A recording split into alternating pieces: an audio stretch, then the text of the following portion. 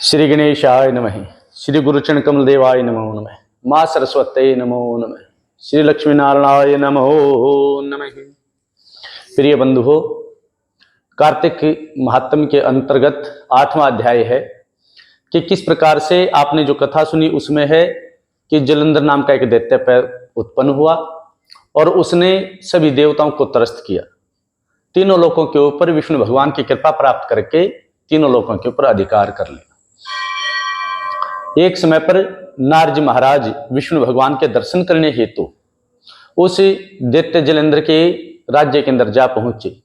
नारद महाराज का आदर आवभगत की गई जलंधर के द्वारा और प्रश्न किया कि महाराज, आप कृपा करके मुझे बुलवा लेते, आपके आगमन का कारण कहें। नारद महाराज ने कहा, हे जलंधर, मैंने तीनों लोकों के अंदर जगह जगह का भ्रमण किया, लेकिन कहीं पर भी जो रत्न आपके पास हैं ऐसे रत्न आसानी से किसी के और के पास में नहीं है। समुद्र के 14 रत्न आपके पास हैं, किंतु एक रत्न बाकी रह गया है। एक ऐसा रत्न शिव नाम के एक योगी हैं, उनके पास में है, केवल उन्हीं के पास में वो रत्न है और वो रत्न है स्त्री रत्न पार्वती जी।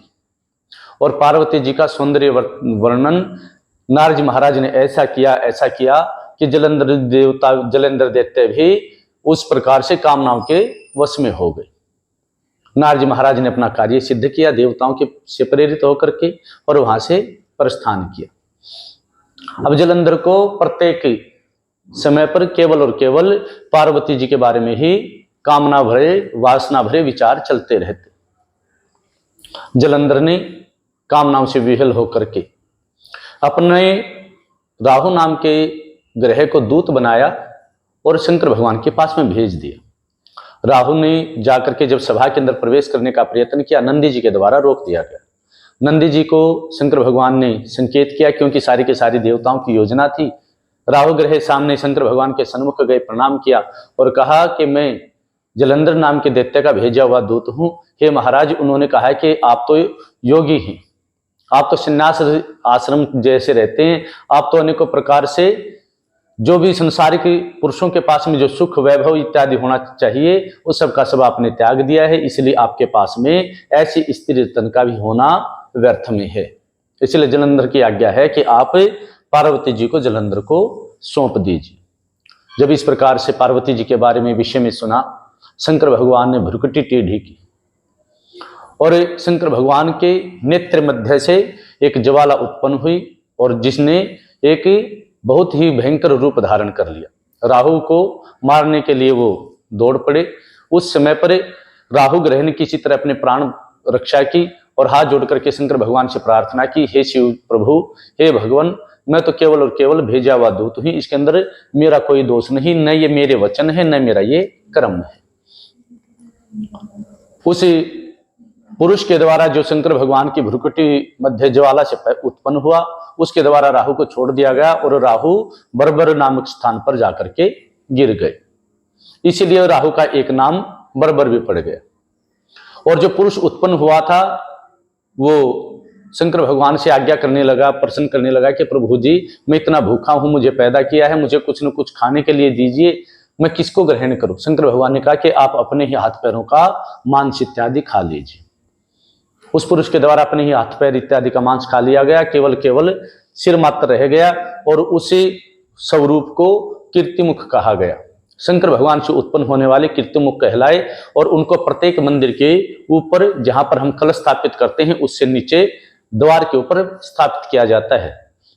यदि कोई शंकर भगवान का उपासक है, पूजक है और वो कीर्तिमुख का पूजन नहीं करता है तो उसको शिव पूजा का शुभ परिणाम या फिर परिणाम ही प्राप्त नहीं होता है। इस प्रकार से ये थी जालंधर के द्वारा राहु को भेजने की कथा। राहु ने आकर के वापस जलंधर को समाचार सुनाया कि शंकर भगवान तो क्रोधित और हो गए। तब युद्ध आपस में दोनों सेनाओं के अंदर छिड़ गया। इधर से जलंधर दैत्य, उधर से शंकर भगवान और सभी देवता एक साथ युद्ध करने लगे। युद्ध के अंदर किसी भी प्रकार से जलंधर की पराजय नहीं हो रही थी। तब जाकर के जलंधर ने शंकर भगवान से प्रेरित होकर के उन्हीं को जमणावर्त उनको जमाई आने लगे। इस प्रकार से भ्रम के अंदर डाल दिया, चारों तरफ गंधर्व इत्यादि अप्सराएं इत्यादि पैदा कर दी जो नृत्य गान करने लगे।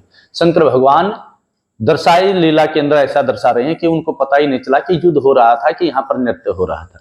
और इसी दौरान में जलंधर ने शंकर भगवान का जटाधारी वेश धारण किया और शिव पार्वती जी के पास में जा पहुंचे। पार्वती जी अपनी सखियों के मध्य बैठी हुई, शिव को आया हुआ देख करके सखियां उनकी वहां से चले गई। लेकिन जब उस काम विह्वल स्वरूप को देखा तो पार्वती जी जान गई कि शंकर भगवान तो कामदेव को भस्म करने वाले हैं। इनका ऐसा स्वरूप कामनाओं के अंदर भरा हुआ, इतनी कामनाएं मन के अंदर भरी हुई, ये तो शिव नहीं। तब जाकर के पार्वती जी ने उनको पहचान लिया और वहां से अंतर ध्यान हो गई। और उसके पश्चात में वापस जलंधर शंकर भगवान से युद्ध करने लगे। पार्वती जी ने विष्णु भगवान का स्मरण किया। विष्णु भगवान प्रकट हुए और पूछने लगे कि हे देवी, आपको क्या कष्ट है। तब पार्वती जी ने कहा, क्या आप नहीं जानते क्या कष्ट है। जलंधर, इसका साहस इतना बढ़ गया कि शिव का रूप धारण करके मेरे पास में आया, इसका विनाश कीजिए। तब विष्णु जी ने कहा कि इसने अपनी मृत्यु का रास्ता अपने आप सुझा दिया है। अब आप चिंता मत कर कीजिए, क्योंकि ये जब तक ही जीत रहा था, जब तक ये धर्म कर्म के ऊपर या अपने वचनों के ऊपर अटल था और इसके पीछे इसकी सतीत्व चल रहा था। अब इसने समय में अपराध कर दिया है, रूप बदल करके पर स्त्री के पास में जाकर के इसने इस प्रकार की कामनाएं की। 8वां अध्याय यहीं तक। लेकिन कथा कहती है कि यदि कोई वेश बदलता है तो समझ लीजिए कि छल के कारण ही बदला गया है। छल करना चाहता है सामने वाला, इसलिए रूप बदल रहा है।